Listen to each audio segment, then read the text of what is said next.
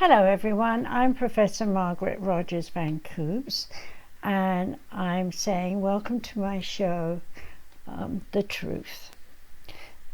My spirit guides have been talking to me over the last few days because of what's happened in Israel.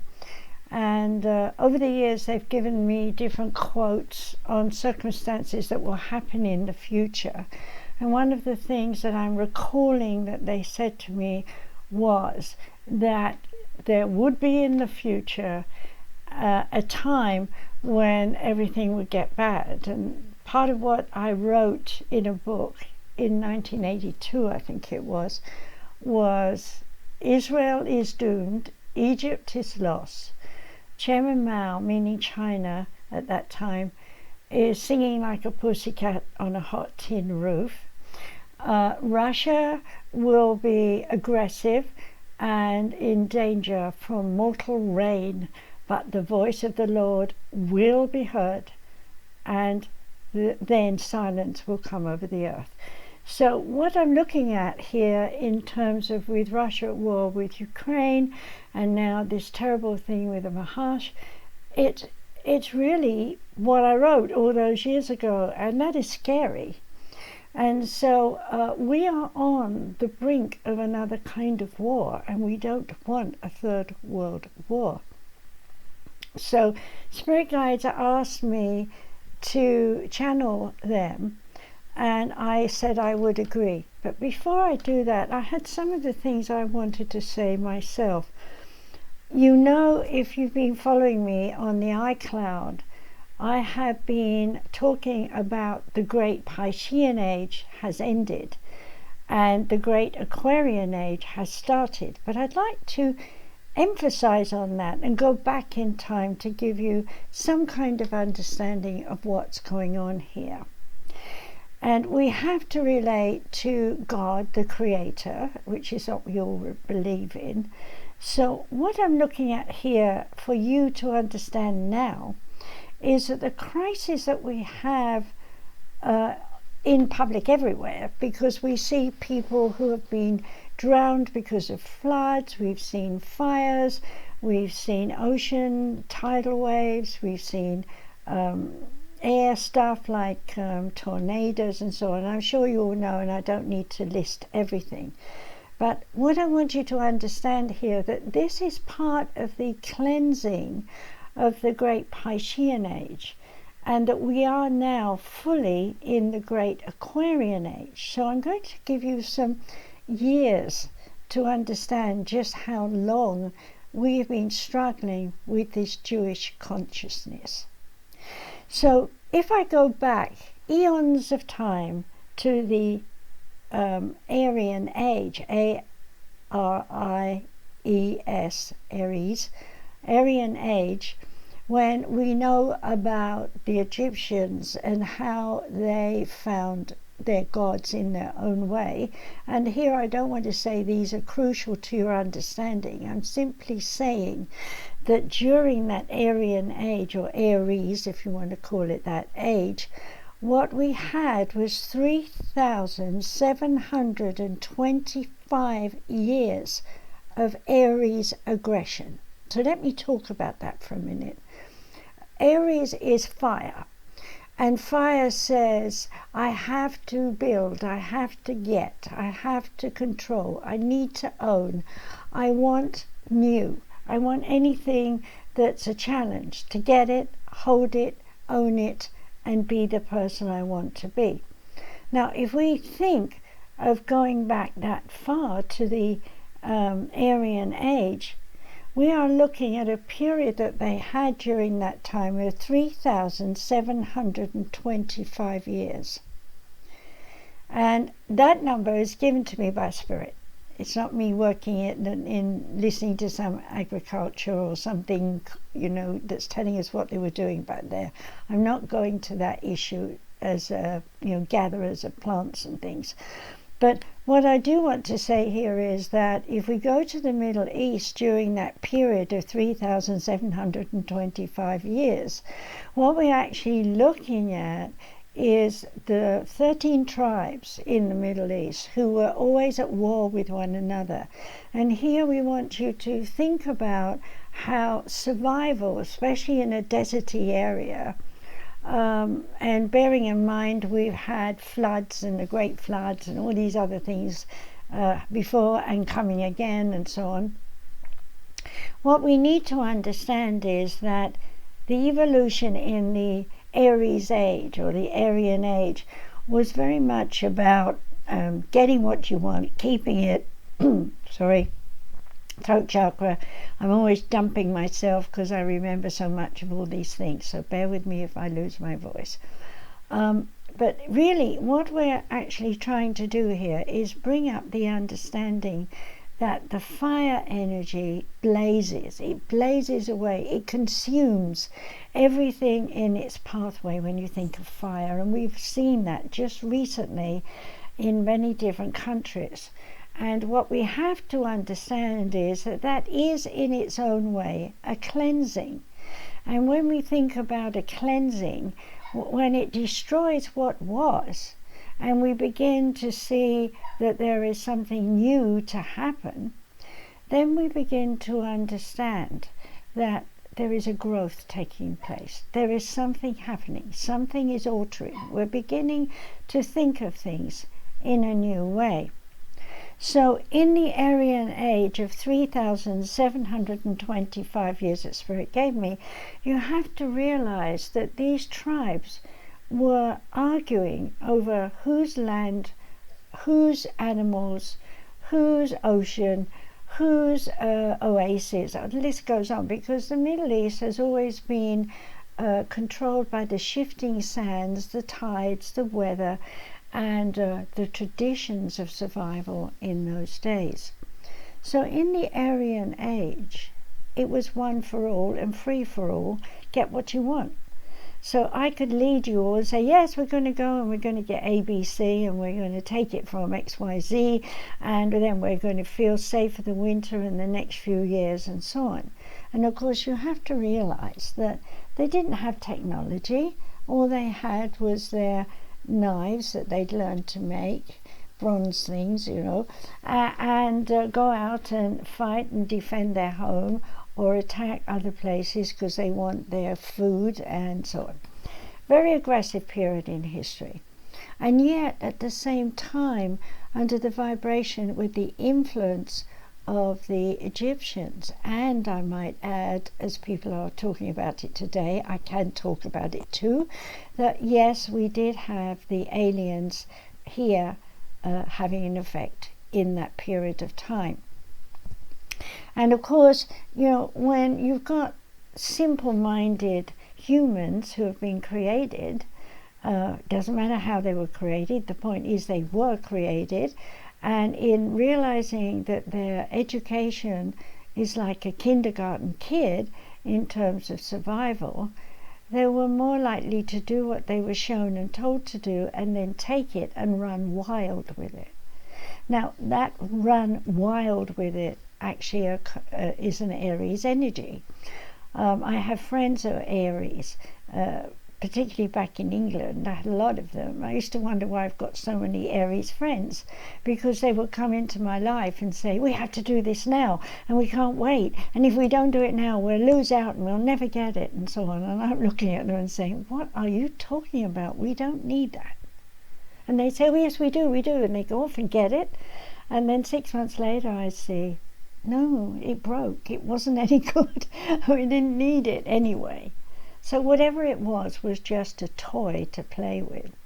And human nature is always, I want your toy. In fact, if you see toddlers together in kindergarten and one kid is playing quietly with their bricks and another boy or girl notices it, they will think nothing of running up and taking those bricks and running off and hiding them or playing with them themselves, right?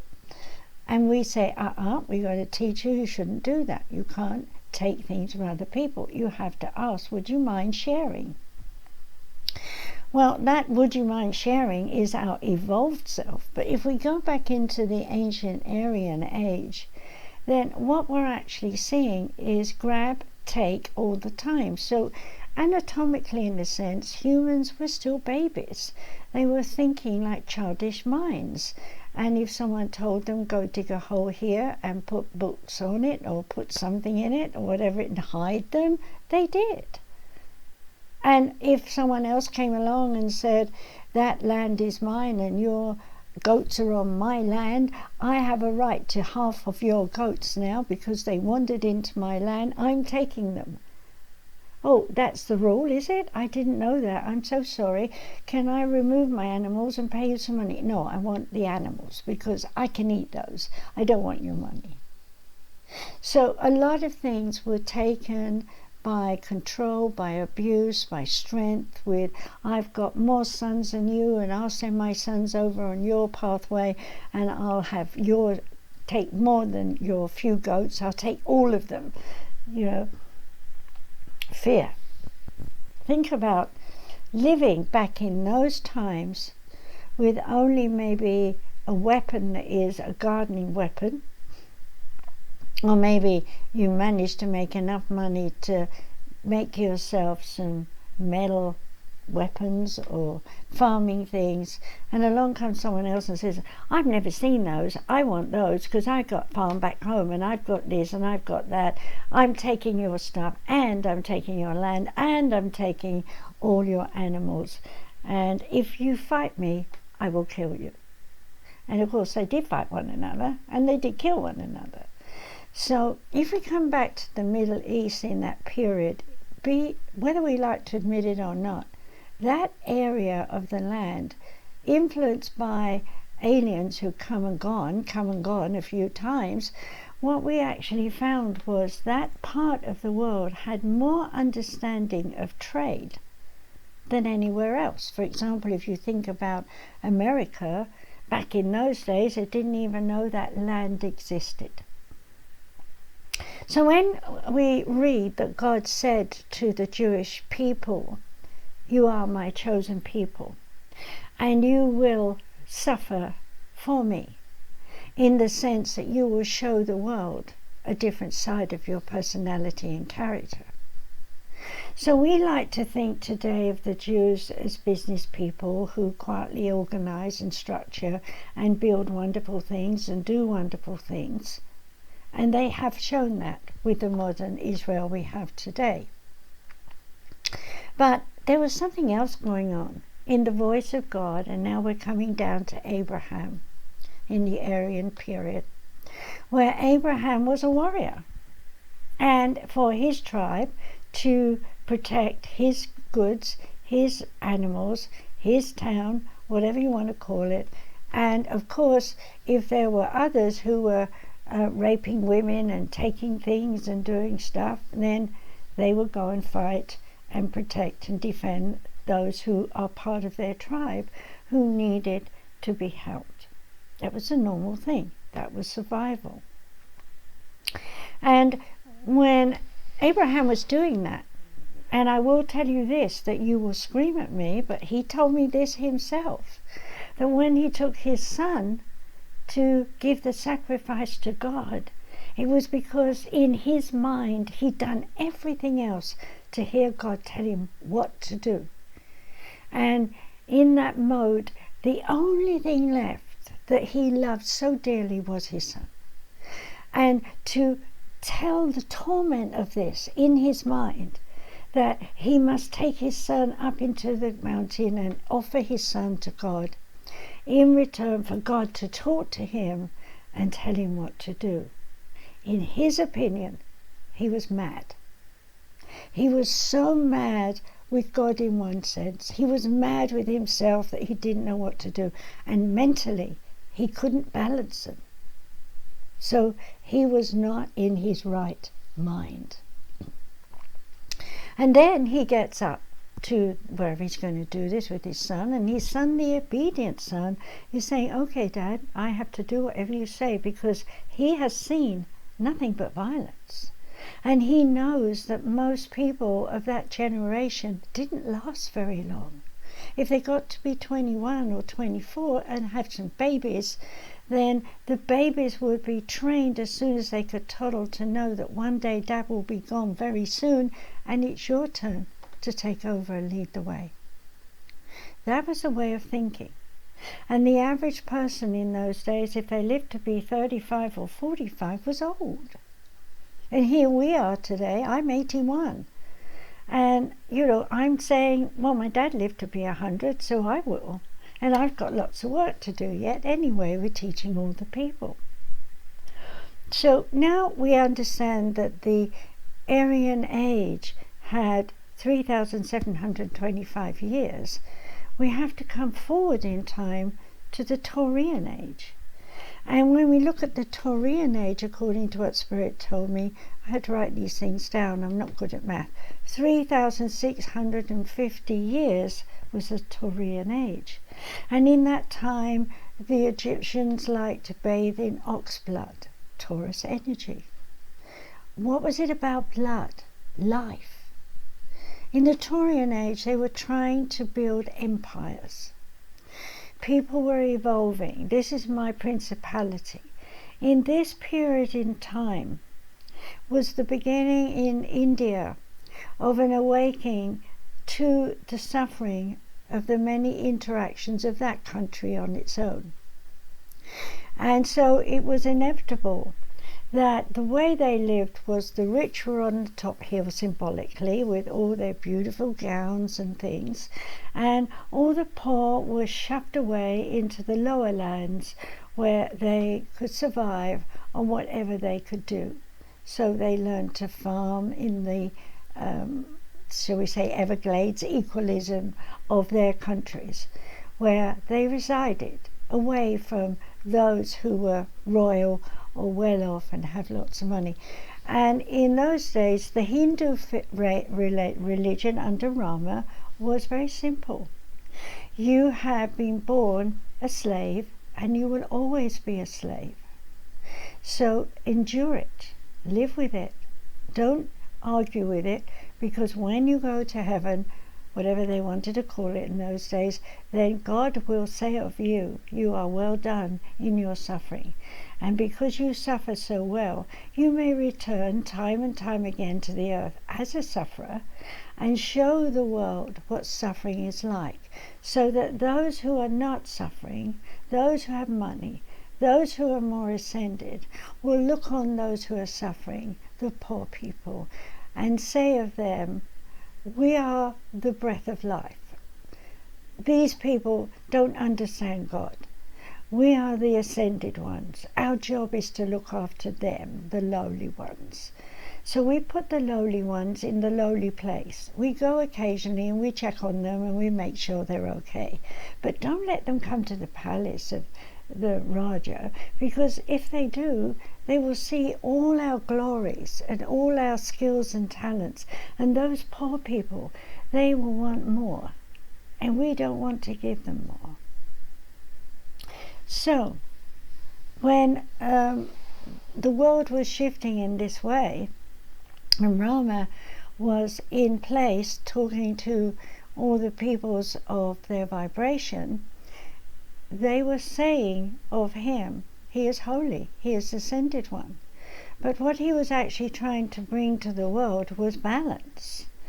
If you are holy or lowly, then know you're closer to God. If you are highborn and you have lots of material things, then you must learn how to share these things. Well, unfortunately, not a lot of what he said was taken in. In fact, he did say many times that one can reincarnate many times and variate the experiences of what you do. But it got twisted. And so people believe, Hindus believe, that if you've been a slave, then you will come back time and time again as a poor person. In different formats, of course. You could have a business that doesn't work. You could be a farmer, and as fast as you find your plants, the weather changes and you lose your crop. Whatever it is that was negative, it was always about suffering. And people looking on, seeing these poor people suffering, would say, what am I learning here? What am I seeing? And out of this came politics, of course. Even today, And it's a long time since I've been in India, but when I was, it was 1975 or 6, somewhere around that time. And I went all over the place to all the different ashrams.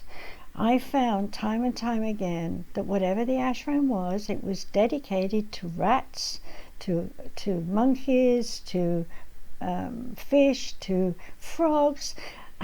And wherever you went to any of these temples, there were billions of these creatures all over the place. You can imagine what it was like when I'm sitting in the baboon temple with baboons literally a stone's throw away from me, in like a yard away, to across the room, and they could show their bottoms, and yes, they could spray me their poop, but fortunately they didn't do it to me, but they did do it to other people.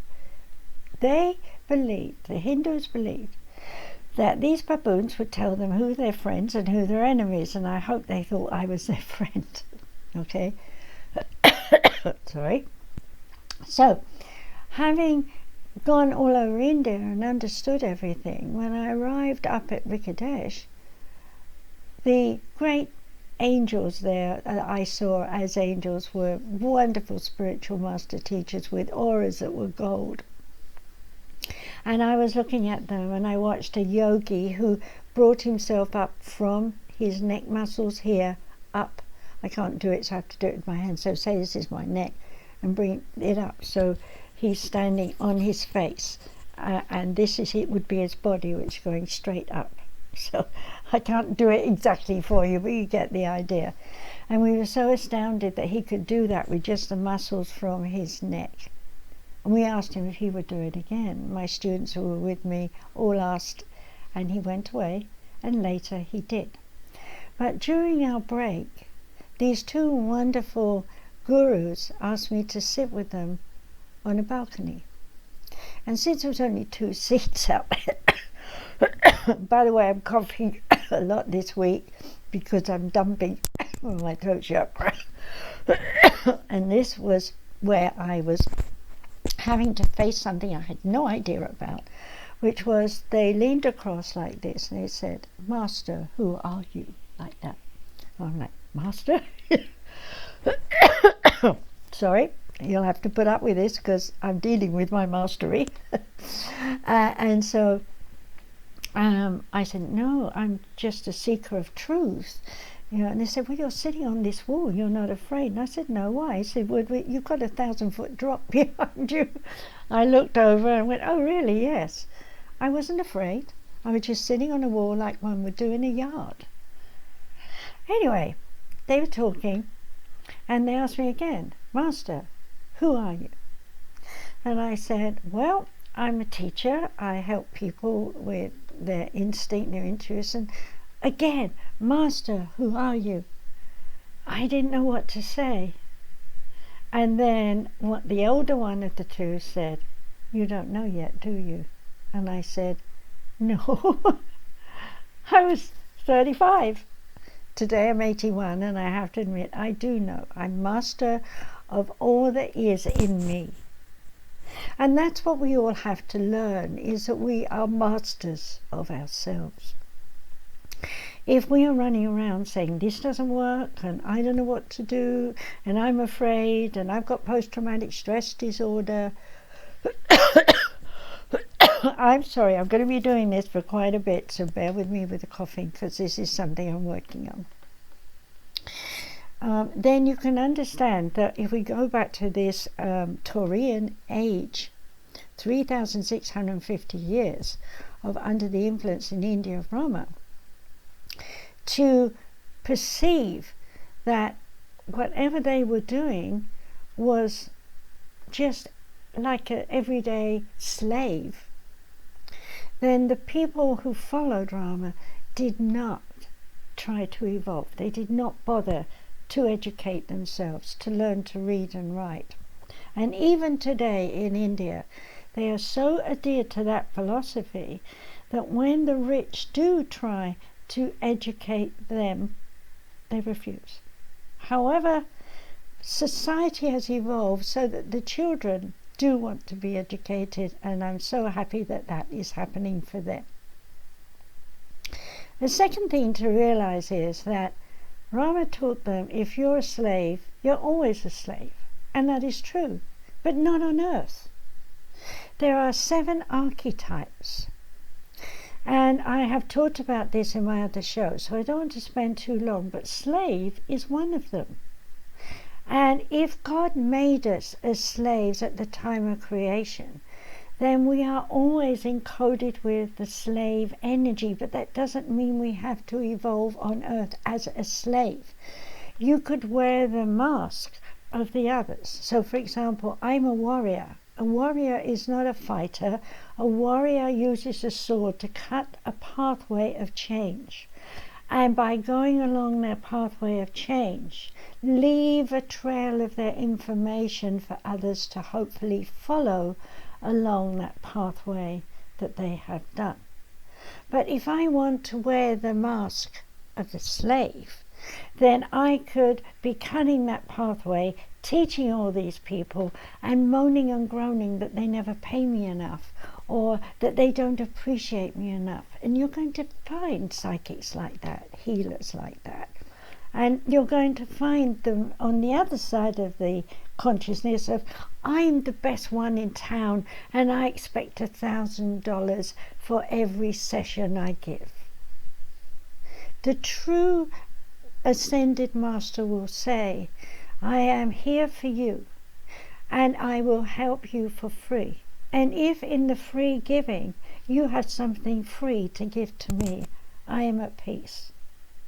And this was something that many students from England went over to India to learn, and will come back and say they found their guru, because their guru is telling them to appreciate who they are, their skills and talents, and what they're going to do in the Piscean age, in a time when the Piscean age was now lasting for 3,500 years. And we were at the end of that, because we're living at the end of that period of time. I'll talk a little bit about that in a minute.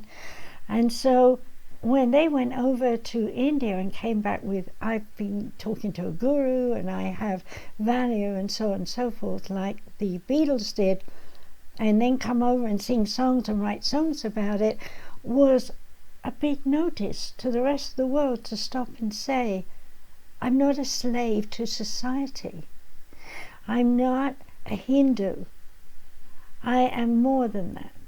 Now, if we roll over from that into Buddhism, and Buddhism is one of the biggest religions of the world along with Christianity, then what we hear here is the third eye and the understanding that the brain has both dark and light within it, and that we have conscious, subconscious, and deep subconscious. That was an awakening in that period that came up in the Piscean age through the vibration of Siddhartha Buddha. And in understanding that kind of philosophy, then Siddhartha, who reportedly was always dressed in finery and never allowed outside the palace, actually goes outside, sees the real world, leaves his glory and his money and whatever he's got behind, and goes out and tries to live like a slave, like a poor man. And he hung around with the monks, and they said, well, in order to be without, you have to reach your soul. You have to understand the divine essence of all that you are. And in understanding that, then the pupils followed him when he went back to his palace and gave a lot of money away to the pupils and made them feed and eat, and gave them a new philosophy of understanding that we are all equal individuals and that we should all share in divine love, and understand that God gives us what we need when we ask for it. But the Hindu faith was still so old, and the people were still thinking they cannot be rich because they're being told you'll always be a poor person. But what if you'd been born by God as a scholar? A scholar says, I have to learn, I have to study, right? So a lot of people took the mixture between Rama's philosophy of you're always what you are, to Buddhism that says I can aspire and learn and know more. So we have an integration here in India, and when that came up, then we had violence. Because you see, what happens is two philosophies bang heads. One says always be, this, and the other says no, transform and change and evolve and grow. Now we can take that and relate that to the Middle East. Well, that was going on in India. All that I've just talked about was going on in the Middle East. So Abraham, back in the Aries period, was saying the tribes must learn to get along together and stop warring, and let's all have a common issue. And then, of course, he brings in God, and they're like, what are you talking about, God? We've got our other gods. We've got these gods in the temples and so on and so forth. But over time of his life, and he lived to be very old, people who liked him and loved him followed him. And they too went after he was dead, and also his children went out, the two that he had, went out and gave their wives more babies. And so we have all the stories of, the beginning of life from there as far as God wanted it to be. And at that point, as it says in the Bible, somewhere along those years, in the face of the Taurian age, up came this idea that one tribe is better than another tribe. And once again, people started fighting. So, here's the point, that when leaders come down on the earth and they say and do and give all the wonderful messages, and everybody's like, oh, ha, ha, ha, and then they're gone, then panic happens. The children of those people are now adults. They've got to run and give more examples, and the world is saying, yeah, but you're not him, you're someone else, and I don't know that I want to follow you, and maybe you're not as good as that person who's died, who's your father, blah, blah, blah. Judgment. And so during the end of the Taurian age, judgment was rampant into the Piscean age. Now here I want to say that the ages don't just stop and start. They overlap. So when the Aries energy came to an end, then you have to realize the Piscean age was coming out of that. And so what we got is an Arian, some of that, and some some Taurian, some of that, new birth ideas. So anger, I'm changing, I don't want to change. Why are you making me change? I want to keep everything the same. No, you can't, you have to evolve. That was what was going on in the Middle East, and it's doing it now in Israel. Israel is saying we are the new, we are embracing, we want to be able to evolve and have peace and not do whatever you want me to do. And here's the Hamas and other tribes, because it's not limited to them, who are also saying, but our old Muhammad staff said this and this and this, and we want to take what is rightfully ours. But the problem is, what they want to take isn't rightfully theirs, because long ago, right back in the Taurian and overlap of the Piscean age and the wars that happened, then that was a time when Jesus was down and everybody was fighting over the Middle East. People wanted the lovely materials that they made, the pots that they made, a lot of that stuff. But at the same time, we've got the Christians in there mowing everybody down because they want to make everybody become true followers of Christ instead of their own religions. And so the Christian faith was the biggest disaster to the world, really, in terms of interfering with the evolvement of growth spirituality. So when we look back at the ancient religions, for example, the Jewish religion that came out of Moses, we need to realize that Moses and all that and the manna from heaven was coming to them in the desert through the Aries age of fire. And if we think about fire and we think about spaceships and we think about the fact that voices were heard while they were in the desert of God, we say now that the creator of that were the aliens. And we're now being able to prove it because we're finding the buildings that the aliens built way before Aries. So what was before Aries? Because remember, we're going backwards in time. So when you think about all these different periods in history, you have to understand that we are carrying memories by hearsay, by conversations, because back in those days, the average person didn't write. They drew. They did drawings, and you see the Egyptian drawings and so on. So what I want you to understand here is that the 12 tribes, there were 13, but now there's 12. The 12 tribes had never, ever become friends. They bear one another's ideas and philosophies, and they live side by side. But they are still living with hate, with needs to war, with needs to take and conquer.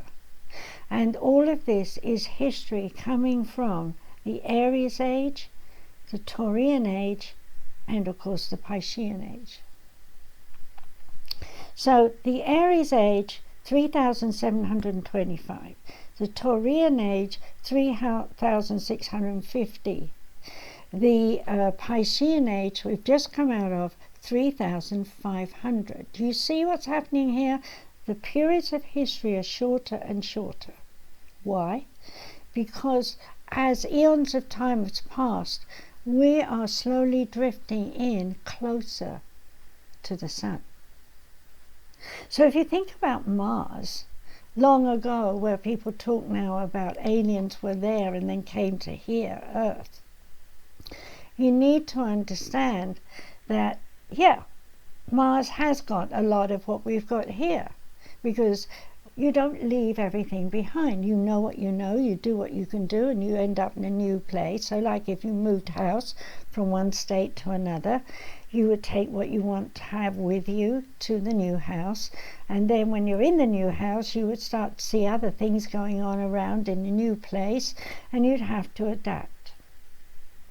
So going through these Aryan age, Taurian age, and Piscean age that is there together, what we have is a lot of years. Now, here's the interesting bit.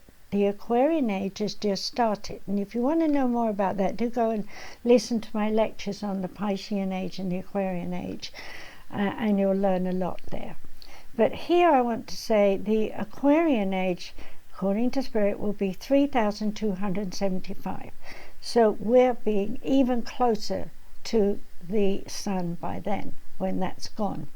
Now, if you add up 3,275 now, 3,500 just gone, 3,650 before that, and then 3,725 years before that, you get a total of 108,000 years with 750 more. But if you can see that, I got 10875. And we are just coming into year 24. By the time we come to year 25, and I want you to hear that in this Aquarian age, the total number of years of these four ages together comes to 10,900 years. 10,900 years. And if you add the numbers there, the only numbers are 1 and 9, that becomes 10. And that becomes the 10,000th year of evolvement in awareness and ascension. And it is prophesied that by the time we have completed the Aryan Age of 3,725 years, that the following year will be the year of coming together as one race, the human race. Now you might say, well, is it going to take that long? Is it going to take 3,725 years in the Aquarian Age for us to realize we're all brothers and sisters? Yes, it will. Why? Because we've still got, as the example in the Middle East, people who still believe in the Aryan Age, in the Taurian Age, and the Piscean Age. And they're saying, when I was a child, I remember. When I was a child, my grandma and grandpa told me what happened. When they were young, their grandma and grandma told them what happened. So the storytelling of tradition and history is kept alive. And why is that? Because it gives us a reason to validate the true sense of why we're here, to honor our ancestors. The Japanese do it every year. They have to write down all the names and stick their names on a tree. And everybody does it everywhere to honor the memory of those who've gone before. But how can we honor the memory of those who've gone before who've been violent, aggressive in their way? Well, obviously in their way of the times was defense or attack. What was the point of it? To survive. And here we are today, nations that have learned a great deal, and all we still want to do is to survive. But we don't need competition in the way that it's been through these last 3 ages. We need, in the Aquarian Age, to be able to sit down, listen to one another, share our creative skills and talents, and build a better world where every country gets the same education, so that everyone can build and do what they need to do in their country, relative to their tools, relative to their growth of whatever plants and things they've got, relative to individuals who know how to train people to do the work. There was a program here on television where people who had no money and been good to the locals were taken off on a trip somewhere, say to Disneyland or something. And while they were gone, people turned up, stripped their poor house down, remodeled it, furnished it, made them a super home for their situation, and in thanks for what they'd done for the local people and so on. And then bring them back after their holiday to see what's been done. And if you're anything like me, when you see the joy and the look of astonishment on the faces of those who've been given so much, I need to say to you, we don't see that enough. We don't see enough joy in the faces of individuals. Why? Because they're all stressed. They're stressed over how they make money to buy the food for the kids. They're stressed that they don't know if they have enough money to pay the rent. They're stressed because their neighbor keeps yelling at them. They're stressed because if they go up the road they might be attacked. They're stressed because someone might have a gun and shoot them. They're stressed because they don't feel safe. The Aquarian Age is here to help us learn to feel safe. We've had 10,875 years of pain and suffering through the Aryan, Taurian, and Piscean ages. Yes, we're fed up with pain. We're fed up with being conquered. And today, we are on the brink of annihilation with guns and rockets and things going on that can wipe everybody out in a day. A day. So when we think about atom bombs, and we talk about we never use them, why do we still have them? Are we so afraid to really get rid of them? Because people like the Mahas are doing what they've done. Now let's finalize this way. Having understood that the 13 tribes, now 12 tribes, have been battling for all these eons of years, 10,875 years. Haven't they learned anything yet? Haven't they learned that God never told them to fight one another? God told them to honor and respect one another through their mentors. Muhammad said, take the views of the Christians and, I won't say all of them, and think about it and process it and understand that there's truth in these things and find ways to have discussions about them.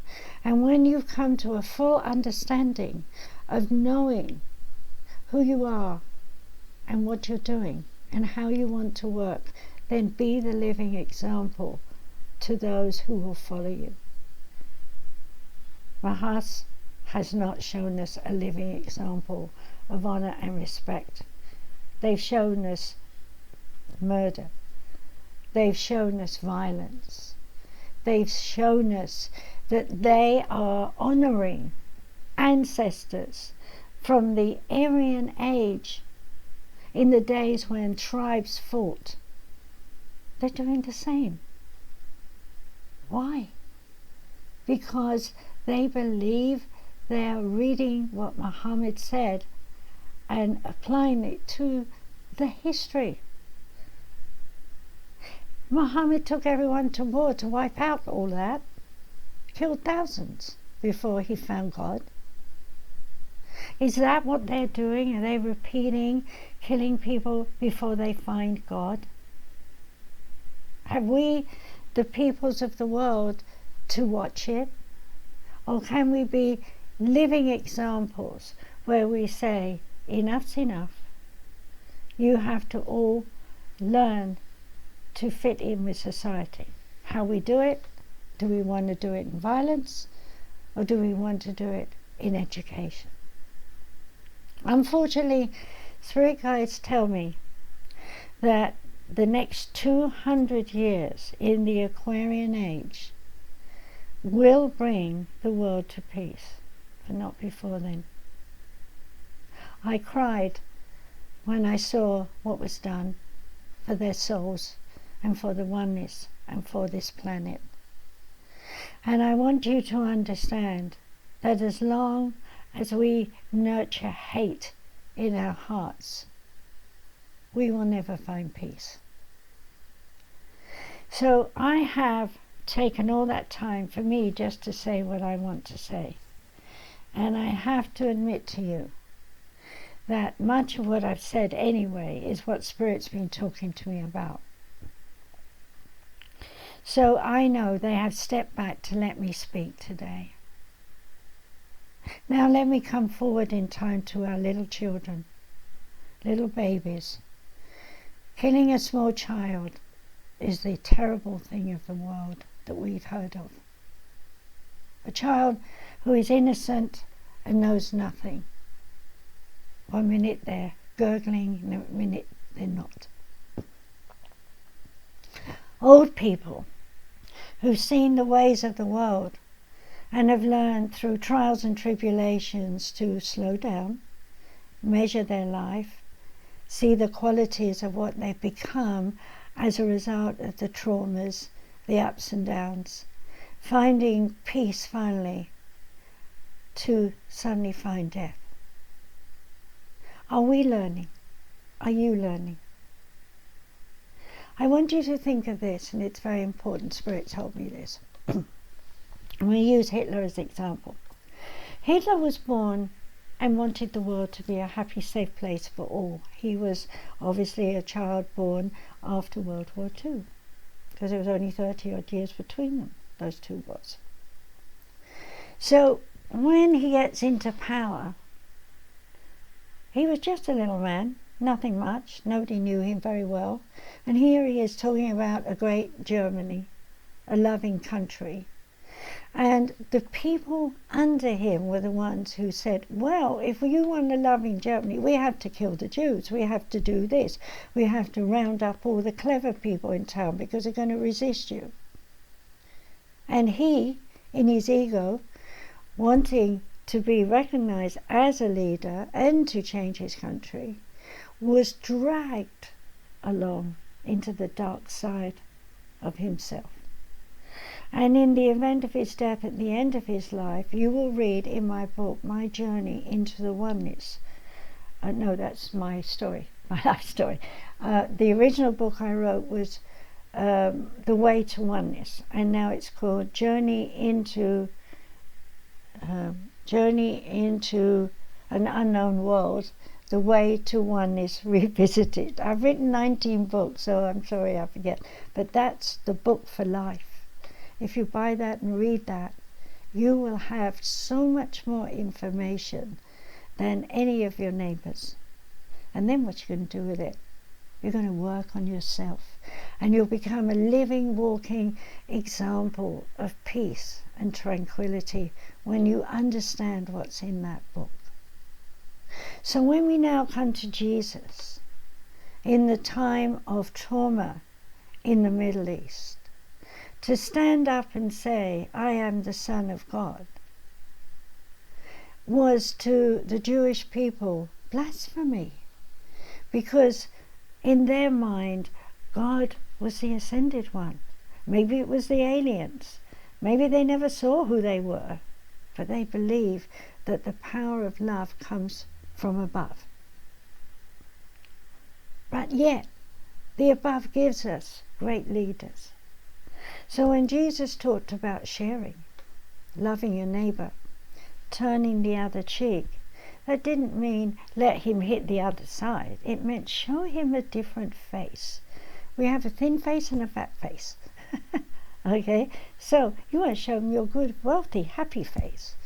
You want to smile in the face of adversity, to be able to say, you are a brother, you are loved, you are cared for. I have spent my life traveling around the world telling people these things. And yes, I am ancient and a very old soul, and yes, I am a master teacher, and I know all those things. And as I said, if you want to read my life story, My Journey into the Oneness, it's available on Amazon. So here I want you to realize that these 3 past ages have scored our souls with so many scars that it is very difficult to not throw stones. If we are materialistic, we want the latest phone, we want those air conditioners that won't cost so much, yet they cost a fortune to put in. Oh, we want those sun things so that we get our electric free in maybe 20 years' time. There's always a catch, and you need to think about it. The Piscean age brought us manipulation. We don't need to manipulate through the Aquarian age. We need to ask, we need to listen, we need to find out what is really needed. All countries need their infrastructures rebuilt. All countries need to learn how to farm again. All countries need to learn how to warm their homes. And I'm here to tell you now that the new source of energy is sound. How do you think the aliens fly around at 100,000 miles an hour like this? Sound is the vibration. I've been teaching this at lectures and workshops and things. It will take a while for the new babies to come in and be born. They will carry with them the interest in finding the sound and working with the sound and developing a sound machine that you can sit in your house and it will switch on and give you heat or cold according to the vibrations of the weather outside and the vibrations of your house within. Now, what's that going to do for us? It's going to make you think, I want a sweet home. I don't want arguing, because if I start arguing with my husband or wife, hey, my little box on the wall is going to heat up the room. It's echo, it's vibration, it's resonation, it's reverberation, it's everything we are. We are sound boxes. We make a lot of noise. When you cross the room, your dog looks up. Why? Because your clothes are rustling and you're making a physical noise. When you cough, you're making another physical noise. When you think something and you're not sure, you're sending out a ee in your aura. When you feel good, you're sending a noise. You are a noisy person. Your aura is noisy. It is energy. You are a ball of energy. And as long as you know that, and you appreciate that, and you work with that, then you are going to learn to integrate yourself with other people. Birds of a feather flock together. Why? Your energy is the same. If we all work on getting our energies right, healthy, strong, then when we come together, there'll be more of us, and there'll be more at peace, and more will be done. But right now, we're angry. We're frustrated. We're so stuck in ruts about, I need this, and I have to have that, and I can't afford it, and I'm angry that they're charging too much money. And then someone in China makes us something, a cheap version. Oh, I'm going to get that. That's good. It's better. And then you find it falls apart. Now you're angry because they sold you something stupid. But really, the anger should be with yourself to start to say, enough's enough. I've looked outside of myself too much. I've looked at history too much. I've believed the false lies that have come at me. I haven't bothered to find out for myself. It's the same with politics around the world. Every country needs to have someone who's explaining what's going on in the capitals of those countries. So on that note, I'm going to end my talk. And because it's getting late, I'm going to prepare with Spirit to let them channel through me, because I did ask on Facebook about a week ago if anyone would be interested in watching me in trance while I channel the Spirit Guides. And the Spirit Guides told me they wanted to do that. But I told them that I wanted to talk to you about these ages past, the number of years, 10,875, and with the 25 of this century now coming in, we will be 109,000. 109. I'll get it right in a minute. 109,000. Yeah. So what we're looking at is 9 and 1 is 1. We have to start over. It's a new beginning. So in 200 years from now, we will start rebuilding the whole world. But not before we have ocean floods, earthquakes, more fires, water explosions, earthquake. Well, I don't even want to think about it, but what Spirit says is the earth has to have its own karma released. And so it is moving on its axis by earthquakes, floods, and so on. And so the ice poles are melting, and they will continue to melt. And when they have reached a certain point, we will have a new North and South Pole, and those will freeze. So that's going to cause people to move, okay? People to listen to new places that will be in harmony and peace. But I won't be here, you won't be here, but maybe you will be reborn in that time. Time will tell. Yes, it takes a long time for the earth to get where it wants to be. So we have more traumas to go through. And the peoples of the Middle East will have more battles. There will be more disasters. It's inevitable. Because until the last one is gone, in other words, they've passed on, whether it's by natural causes or not, that the generations thereafter follow, who do not remember all this horrible stuff now, who will instead have found new friendships in different ways with new consciousness that they've brought in from the oneness with their soul structure coding, who have evolved over 200 years away from the Piscean age and are coming towards the end of another cycle within the Aquarian age, will birth the technology we need, where greed will no longer be a part of stimulation to make us want to take things and ruin other people's lives. Instead, it will be that people share, and in the sharing make best friends, bond, and build a better world to live in. I can't define how it will be exactly because Spirit hasn't shown me.